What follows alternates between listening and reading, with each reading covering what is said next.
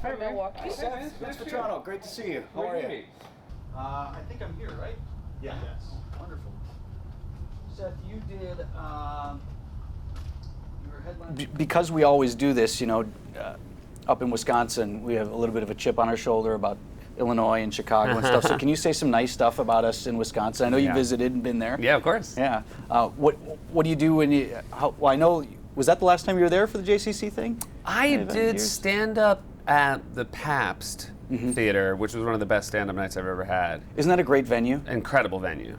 And, doing stand-up around the country, sometimes you walk into rooms and go, oh boy. But some of them are those beautiful old rooms. And I've always, and speaking to other comedians too, Milwaukee's a great comedy town. So I'm not sure if that was after the Whitefish Bay Oh yeah, thing. so you know Milwaukee. Yeah, Milwaukee's great. I've been to weddings in Milwaukee. It's a great town. I enjoy it a good deal. Well, you went to Northwestern, right? I did go to Northwestern. So nobody ever got up that way like when you were in school, right? No, but a lot of my friends went up to see Northwestern play at Madison, Right. but I never made that trip. Yeah. Let's talk about where you're at with the show. A few years in now. I know you loved what you were doing on Saturday Night Live, so there probably was some apprehension there, but is it still shiny and new and fun and great? It's still fun and great, but it's nice, to be honest, that it's not new anymore. You feel a little bit more lived in. I feel like it's my show every night, which took a while to get to that place. I don't feel like the brass is going to knock on the door and tell me to clear out my desk. You got some room now? I have a little bit of room now, but it's nice. And, it takes you time. It takes you, anywhere from 12 to 18 months to figure out what kind of show you want to do and to get better at it. And hopefully we've reached that point, but we're enjoying doing it. When you're, your strength was always being at the desk and doing the headlines and things like that. You then obviously have to get into the interviewing of people and things.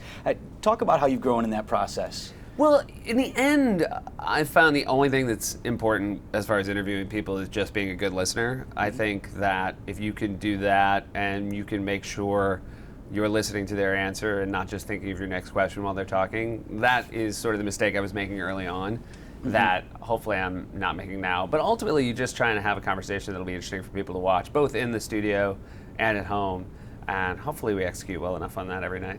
And do you enjoy, obviously you probably encountered those guests who know the show and kind of know things like that. They've got to be so much fun versus somebody that kind of doesn't get what's happening here. Well, it's funny. I feel like there's 100 different kinds of talk show guests. You have sort of old pros who've done every single show with every single host. This past week we had Billy Bob Thornton and Kathy Bates, who are a perfect example of people who've been doing this forever. And so you just try to be engaging enough with them because they've kind of been doing it over the years with the very best who've ever done it. And then it's also fun to have people who've never been on a talk show before. Being the 12:30 NBC show, sometimes you're willing to take a chance with a guest who's maybe never been on one of these, and that's a lot of fun too. Let's go into what you're doing on the show. It's so much politics, but it's awesome. Especially being, so much experience here in Illinois. Bigger headline, if you're looking back 10 years ago, bigger headline is the Cubs win the World Series or Donald Trump wins the White House. I think I do feel bad for Cubs fans in that they got to be the unbelievable thing for 2 weeks, and now it is completely believable. Because the difference is the Cubs are a baseball team. Like, you could get odds on them in Vegas every year. Like, there was a way to bet on them winning the World Series, even though it took them a while to figure it out. Whereas I feel as though a Donald Trump presidency would have been off the books in Vegas.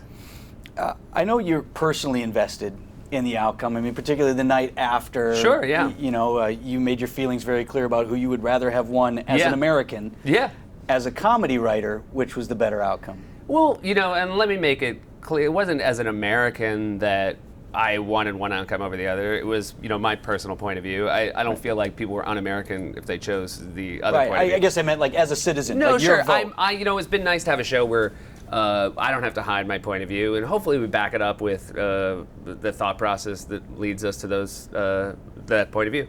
But as far as comedy goes, it's interesting. We have had when the Trump campaign first started 18 months ago, we all thought it would just be comedy, and that's a good reminder that people like me who do comedy for a living aren't really very good at predicting outcomes of. Well, neither was events. anyone else, in fairness to you. That's true. That's true. But I guess we should be the first ones you dismiss as far as the amount I had friends ask me what I thought was going to happen and the amount of apologies I owe.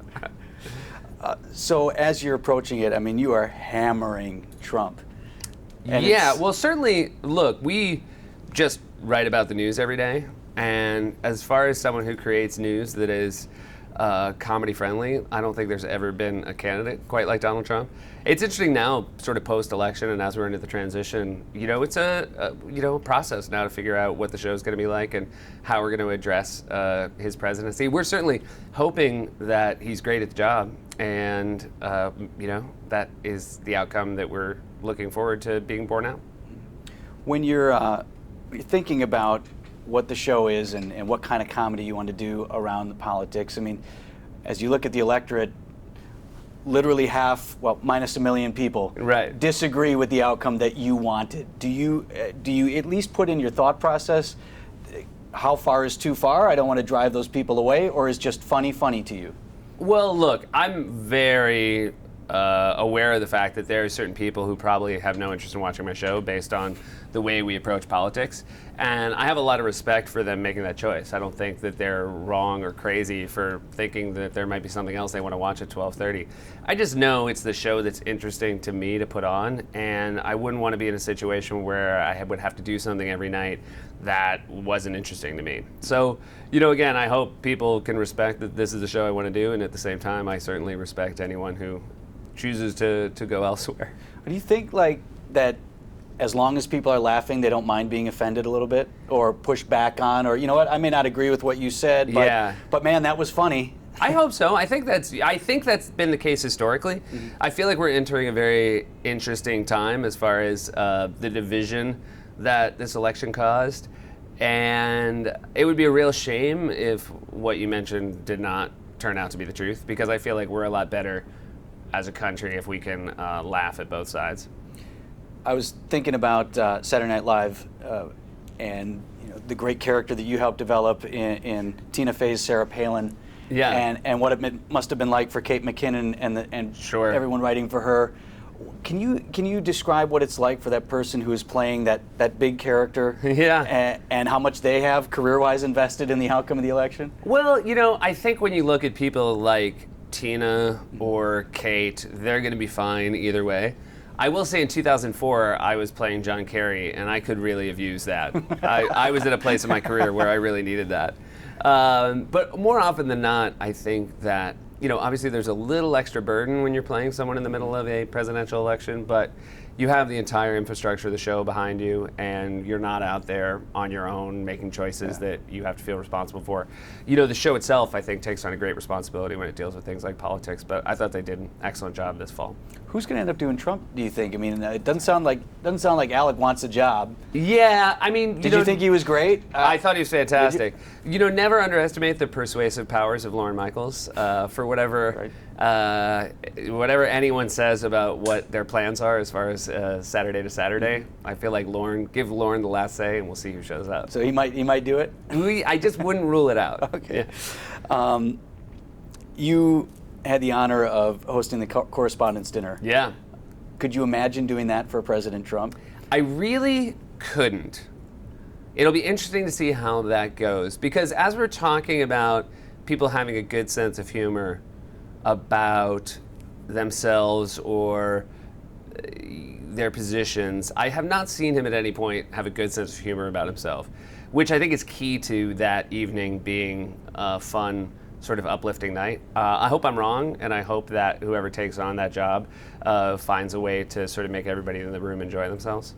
But he certainly didn't enjoy himself the year I was there. He didn't? No, right. No, he really was that didn't. The year where the president made the... Yeah, we both that's right. both had and that was a time where he was holding the position that the president wasn't born here, which was sort of what I think put him in those crosshairs. And but not a big laugher as far as jokes about Trump. How about personal life? Since I saw you've gotten married, you had your daughter, right? Boy, son. Boy, son. Okay. Just what's that like, and how you're balancing family life and? It's great. I mean, it's, again, until you have a kid, you don't understand how people talk about how important they are, and then you have one and you realize, oh, this is really a big deal. And I was somebody who did not care about other people's children at all. Like, I did not want to see the pictures. I didn't really want to go visit them or anything. But now it's, I brag about my son all the time, and he really isn't doing much more than eating carrots. But it's great. That's an important step. It's an important step. It's seeing him in the morning before I go to work is an incredible stress release. Mm-hmm. And I just hope he continues to be as adorable for the rest of his life as he is right now. Has he made you funnier? I found when I had kids, like, there was more material. Yeah, I think in that great way, because again, especially when you do a show that talks about politics, and as you were saying, obviously you're always at risk of alienating part of the audience.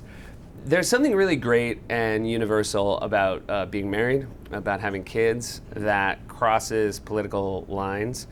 And as a comedian, it's really nice to experience those things that everybody can sort of identify with. And it's a good reminder, I think, that even at times that are divisive, we all have this great similarity in that I think we all care very deeply about our children and our children's future. Anything else? We're probably close to timing. Yeah, we good? Mark, what do you think? Anything else? I got nothing. You got nothing? Great. Oh, Mark, when are you going to have a follow-up? One of these days. Right.